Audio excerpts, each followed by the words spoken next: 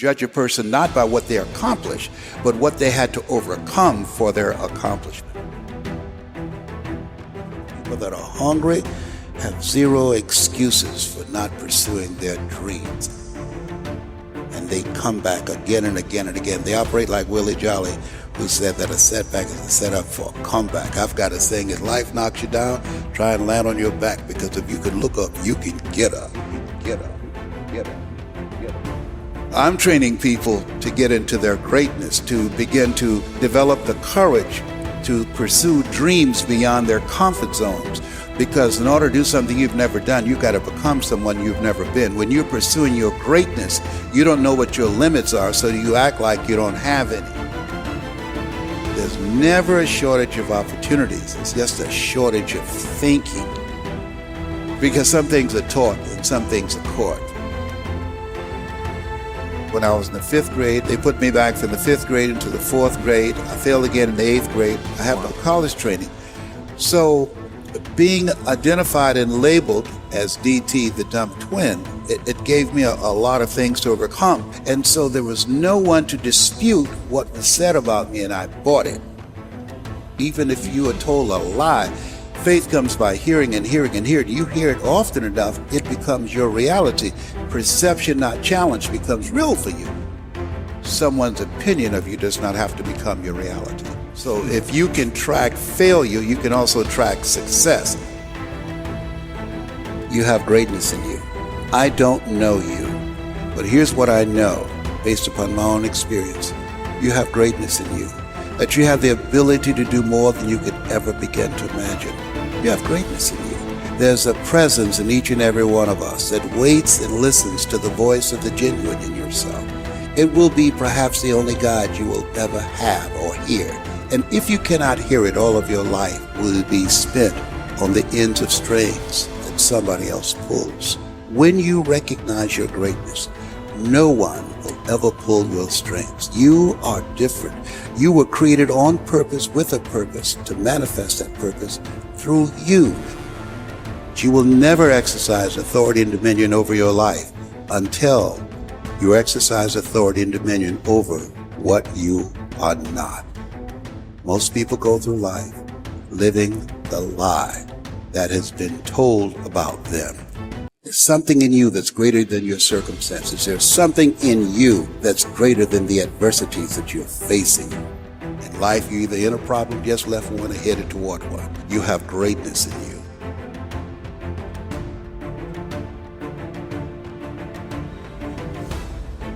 When you're pursuing your greatness, you live from a place of the willingness to live life courageously, to be willing to take chances, to become a risk taker, to make impact, to go beyond believing to knowing, to lean not unto your own understanding, to feel within yourself there's some cause, there's something that's bigger than me, but I'm never alone in facing this.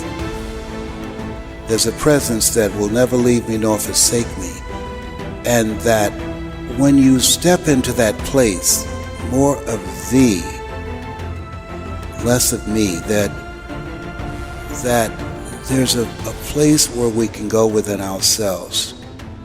There are things that we can accomplish, things that we can do, that eye has not seen, ear has not heard, nor is in the heart of mankind what God has in store for us. When we surrender life to me, when you're pursuing your greatness, you find something that you love, that you surrender to that something gives you life, and that you turn yourself over to that and allow yourself to be used by life. That, to me, is what greatness is. When I was diagnosed with prostate cancer and I was pondering about my life, am I going to beat this? And I was reading his words for comfort, and he said, the ideal situation for a man or woman to die is to have family members praying with them as they cross over.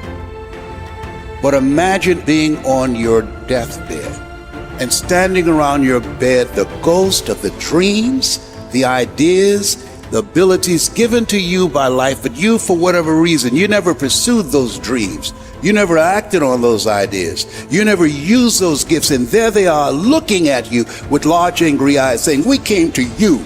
Only you could have given us life, and now we must die with you forever. And the question is, if you died today, what dreams, what ideas, what gifts will die with you?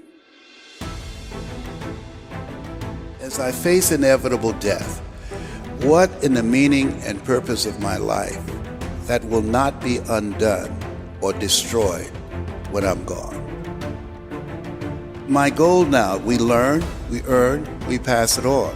We should be ashamed to die until we've made some major contribution to humankind. I think it's important that people find something that gives their life a sense of meaning and value that drives them, that becomes their magnificent obsession. Because we live in a world where we're told more about our limitations rather than our potential, we go to our graves never knowing who we really are. How do we develop a sense of belief? What I'm hearing you say is belief is one of the most important things we can have in ourselves. It is major. It's an ongoing process. I encourage people to read at a minimum of 30 to 40 pages of something positive every day to program your mind, and all of us can do that. We can go to the library and check out books. When I think about Og Mandino, who wrote The Greatest Salesman in the World, he was on the verge of committing suicide, went to the library, read the book Think and Grow Rich, and his life turned around. Your mindset, your diet, and positive relationships, giving yourself a healing, nurturing environment strengthens your immune system and allows you to stay here longer and do your great work. So you have to program yourself or your mind will be programmed. In order to do something you've never done, you've got to become someone you've never been. You've got to become a risk taker.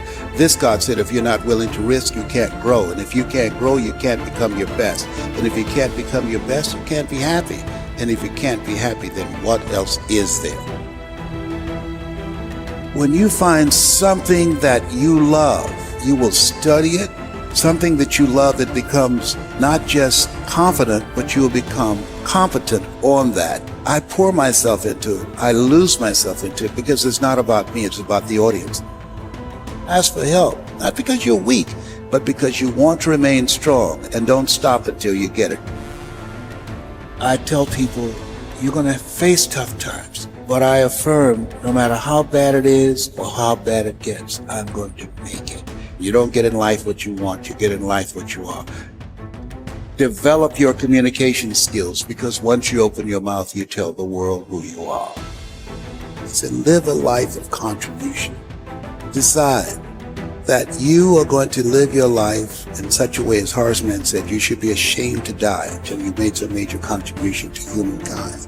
And I want to find other people who have that kind of magnificent obsession, who have that kind of conviction about their lives, who want to make that kind of mark of their lives. Can I, with the time that I have left, amplify and train and multiply voices of hope and create a better world? We'll have enough time to do that. And we all have an expiration date. So live your life from a place of love.